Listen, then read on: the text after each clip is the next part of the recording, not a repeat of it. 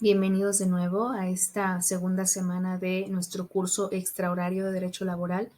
Vamos a hablar en esta semana 2 de la unidad 2 y 3 correspondientes a los temas, primero, relaciones individuales de trabajo. Este tema básicamente abordará algunas definiciones y conceptos sobre la relación laboral. En la relación de trabajo, básicamente patrón, trabajador, empresa, establecimiento, así como la forma en que surge una relación laboral, qué tipos de contratos existen, qué clases de trabajadores y patrones también existen. Aquí vamos a hablar entonces a lo mejor un poquito acerca de, no sé si ustedes alguna vez han escuchado, por ejemplo, los trabajadores de base, los trabajadores de confianza, los trabajadores eventuales, etcétera. Y bueno, pues aquí tenemos nuestro temario de esta unidad 2, concepto de relaciones de trabajo, los sujetos que participan, lo que es un contrato individual de trabajo y cuáles son los requisitos que debe llevar este contrato, lo cual también va a ser parte de su actividad integradora, para que lo anoten por ahí, la duración de una relación laboral y cuando hablamos, por ejemplo, de causas de suspensión, rescisión y terminación de esta relación laboral. Entonces, aquí es importante distinguir primero que nada que existen diferentes tipos de contrato. Aquí les estoy dejando lo referente al mapita concerniente a la unidad número 2, así como la forma en la que se puede establecer una relación laboral, la duración a través del concepto de relación de trabajo. ¿Con la finalidad de qué? De que el trabajador haga valer sus derechos en todo momento. Entonces, primero que nada, vamos a dar una breve introducción, vamos a hablar un poquito acerca del concepto de relación de trabajo. ¿A qué se refiere esto básicamente? Es una noción jurídica que va a hacer referencia justamente a la correspondencia existente entre el asalariado, dicho de otra manera el trabajador, y el patrón. Mediante esta relación de trabajo, entonces se crean derechos, pero también obligaciones recíprocas. Recuerden, nadie te dará nada sin pedirte algo a cambio para ambos sujetos. Entonces, hablando aquí en cuanto a la relación de trabajo corresponde, fue y continúa siendo el principal medio para que los trabajadores gocen de los derechos y de las prestaciones con el empleo correspondientes al ámbito de derecho del trabajo y de la seguridad social, que es un tema que vamos a hablar un poco y de manera muy general, pero más adelante, porque como tal ustedes saben que existe una asignatura que es justamente derecho de la seguridad social. Ahora bien, este es el punto de referencia fundamental para determinar la naturaleza y la extensión de los derechos de los patrones, pero también de sus obligaciones para con sus trabajadores. Entonces, vamos a hablar un poquito, vamos a mencionar justamente el artículo 20 de la Ley Federal del Trabajo, en donde nos dice que cualquiera que sea el acto que le dé origen a la prestación de un trabajo personal, subordinado a una persona mediante el pago de un salario por la prestación de un servicio, tiene la presunción de la existencia de un contrato, aun y cuando no exista un contrato por escrito. Entonces, esto es muy importante y es parte de lo que les acabo de mencionar en cuanto a la relación laboral, justamente. Sin embargo, sí es importante verificar que la relación de trabajo no derive del aspecto mercantil, es decir, mediante contratos de comisión mercantil o de relación civil, por ejemplo, un contrato de servicios profesionales, el que firmas, por ejemplo, con un abogado, con un arquitecto, etcétera. O bien de arrendamiento, que es muy diferente. Vamos a hablar entonces cuáles son los elementos que debe contener un contrato de relación laboral. Bueno, primero vamos a hablar aquí acerca de los sujetos. Entonces, cuando hablamos de sujetos, pues hablamos de personas. El trabajo debe ser desempeñado precisamente por el trabajador, quien presta sus servicios por tiempo y hora determinados, quien es contratado para ello y no puede ser prestado por persona distinta. ¿Ok? Ahora vamos a hablar en cuanto al elemento relacionado a la subordinación. Entonces, en esta parte decimos que el trabajador tendrá una dependencia por parte del patrón, es decir, va a depender de su patrón. Y esta relación tiene que ver con el deber jurídico de respeto y de obediencia, y justamente como la palabra lo dice, de subordinación, para lo cual es pertinente señalar que esta dependencia, el depender, solo existirá respecto del trabajo contratado o para el que fue contratado. Ahora bien, para lo que corresponde a la prestación, también es importante mencionar que la prestación de un trabajo personal y subordinado al patrón tendrá una compensación económica para el trabajador, porque ya no estamos en la época de cuando a las personas que realizaban alguna actividad, a los peones o a los que en ese momento se les contrataba para realizar algún trabajo y les pagaban con sal, de ahí que deriva la palabra salario justamente. Entonces, bueno, en cuanto al artículo 8 de la Ley Federal del Trabajo, nos da su concepto de lo que es un trabajador. Nos dice, es una persona física que presta a otra, ya sea a otra persona física o a una persona jurídico colectiva o moral, una empresa, un trabajo subordinado. ¿De qué estamos hablando en cuanto nos referimos a trabajo? De la actividad humana, sea intelectual o sea física o material, independientemente de la preparación o de los conocimientos o para lo que te estén contratando, ya sea para una profesión o para un oficio, para lo que tú seas bueno, básicamente. Por otro lado, el 10 nos habla acerca de los patrones. El patrón, nos dice, es la persona también física o moral que utiliza, que se sirve de los servicios de uno o más trabajadores, de los cuales puede existir aquí una figura que se conoce como intermediario y representante de patrón, de los que vamos a hablar ahorita en el siguiente punto. Nos dice intermediario, artículo 12 de la Ley Federal del Trabajo, es la persona que contrata o que interviene para que se contrate al trabajador y se dedica a realizar todo el proceso de reclutamiento y selección de personal. Ahora, en cuanto al representante del patrón, nos dice, puede ser un director, puede ser un coordinador, puede ser un gerente y demás personas que ejerzan funciones de liderazgo, de administración de la empresa o del establecimiento, se le considera como representantes del patrón. Ahora bien, vamos a ver que primero que nada, para que exista una relación laboral, también va a ser importante mencionar el consentimiento de acuerdo, es decir, el acuerdo de dos o más personas en donde manifiestan su voluntad real sobre la situación jurídica que los conlleva a tener por objeto y que va a producir ciertas consecuencias también en derecho, eh, en cuanto corresponde a la relación laboral. En este caso, la Ley Federal del Trabajo, refiriéndose al tema del consentimiento, nos dice que puede producirse de manera expresa o formal. Vuelvo al tema que no porque no esté escrito en un documento, no hay una relación laboral. Entonces, y la Ley Federal del Trabajo así lo reconoce justamente, que no será necesario que exista un contrato por escrito para saber que hay una relación laboral.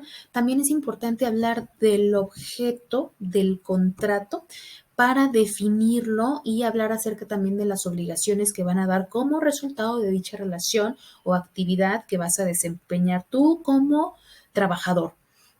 Vamos a hablar aquí un poquito también acerca de la obligación, primero que nada, el objeto, el cual conlleva la obligación de prestar el trabajo para el cual te estás contratando en forma personal y subordinada por parte de tu trabajador y de pagar un salario por parte del patrón. Entonces, este será el objeto directo del que estamos hablando en cuanto a las relaciones individuales de trabajo corresponden.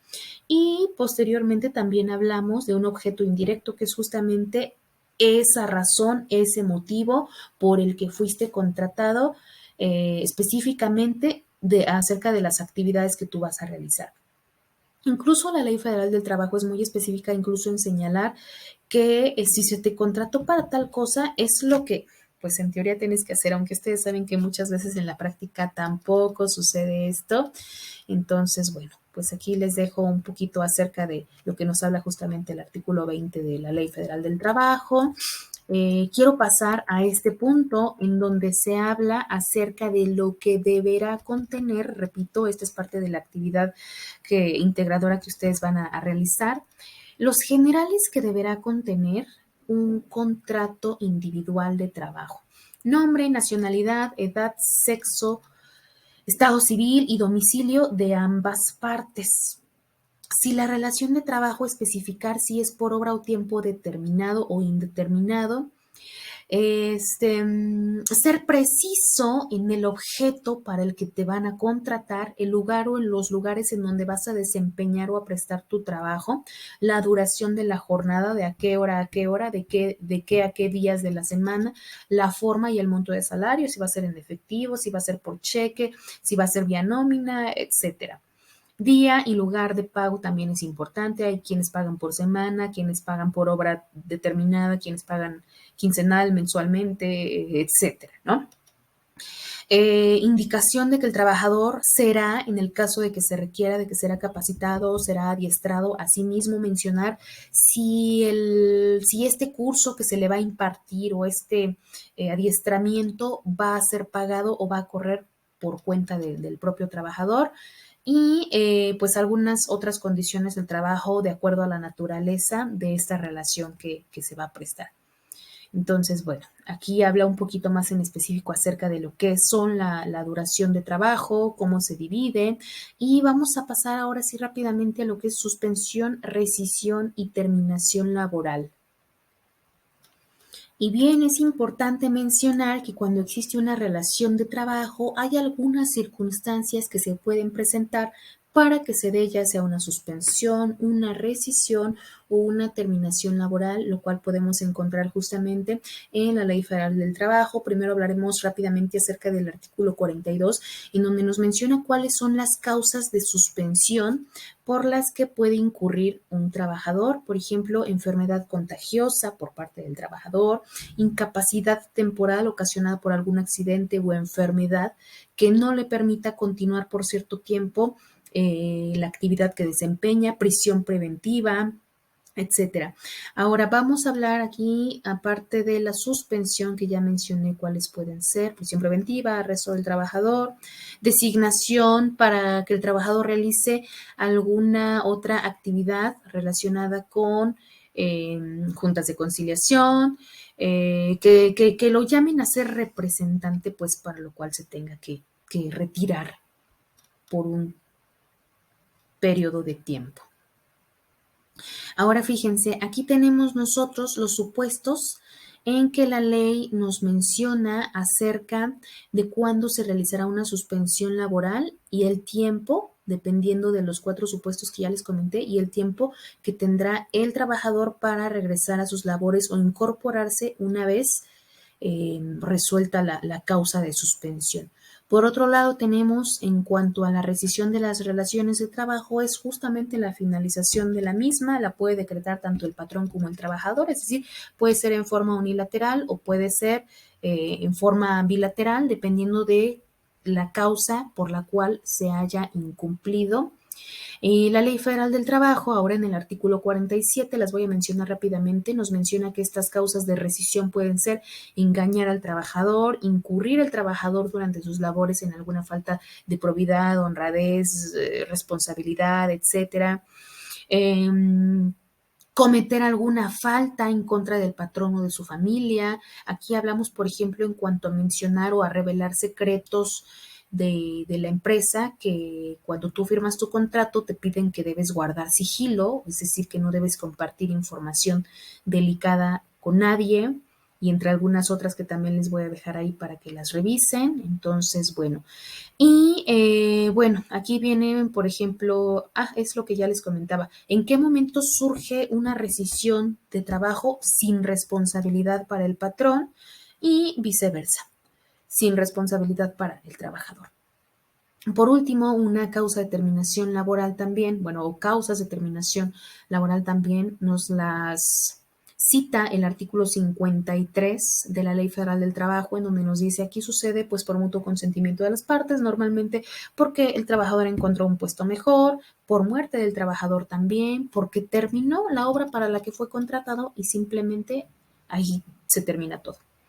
Entonces aquí se los dejo para que ustedes con calma puedan revisar esta parte y les dejo una pequeña actividad de aprendizaje que se va a complementar con la de la primera unidad, que es relativo a una tablita. Nos dice: el alumno elaborará un contrato individual del trabajo de acuerdo a los requisitos señalados por el artículo 25, además de señalar en una tablita cuáles serán las causas de rescisión, suspensión y terminación en la relación de trabajo. Esto se los voy a dejar más específico en la guía de aprendizaje y asimismo se los recordaré en un audio. Vamos a pasar ahora a lo concerniente. Bueno, lo de la autoevaluación también se los dejaré en la guía de aprendizaje, no se preocupen por eso. Voy a pasar rápidamente a lo que es jornada de trabajo, días de descanso y vacaciones. ¿A qué se refiere justamente esto? Como ya lo comentamos, a partir de que se empieza a reformar la Constitución y posteriormente la Ley Federal del Trabajo, que incluso no sé si están enterados ustedes acerca de que ya hicieron más largos el derecho a las vacaciones que tenemos los trabajadores. Vuelvo a lo mismo, muchas veces en la práctica, en la realidad no se cumple y el trabajador tampoco alza la voz. Para eso entonces existen los sindicatos, que es un tema que más adelante vamos a ver. Estos también son derechos que tienen los trabajadores de descansar y la Ley Federal del Trabajo nos habla justamente, aquí está nuestro mapita de nuestra unidad 3 y de los temas que se van a revisar en este punto. Entonces, nada más aquí mencionaré rápidamente lo que sucede en nuestro país. Las vacaciones, como ya les mencioné, son un derecho de todos los trabajadores. Por eso hay ciertas reglas, ciertos parámetros a tener en cuenta y es lo que vamos a definir justamente en este punto. Porque, en primer lugar, hablemos de que las vacaciones son ese periodo de descanso cada año para tomarse un respiro, para salir de la rutina laboral, para fomentar el turismo, la convivencia familiar, para que se mueva la economía y diversas razones que habría que mencionar, ¿no? Por otro lado, algunas de las preguntas más frecuentes que se hacen los trabajadores justamente es el tema de cuántos días de vacaciones me tocan por año trabajado. ¿Qué pasa si mi empresa no me da las vacaciones o solamente tengo 5 días a la semana, etcétera, etcétera? Entonces, aquí hablamos justamente acerca del artículo 76 de la Ley Federal del Trabajo, en donde nos dice, de hecho por aquí lo debo de tener, bueno, primero nos habla acerca de la jornada de trabajo, que es el tiempo en que el trabajador va a estar a disposición del patrón. Y como ya les había mencionado, existen diferentes clases de jornada de trabajo. Primero hablamos de la jornada diurna, que va a ser de 8 horas. Esta se comprende entre las 6 de la mañana y las 8 de la noche. Luego viene un horario nocturno o jornada nocturna que se comprende de las 8 de la noche a las 6 de la mañana, que va a ser de 7 horas y no podrá exceder. Y luego hablamos de una jornada mixta en la que se comprenden estos dos periodos de tiempo entre la diurna y la nocturna.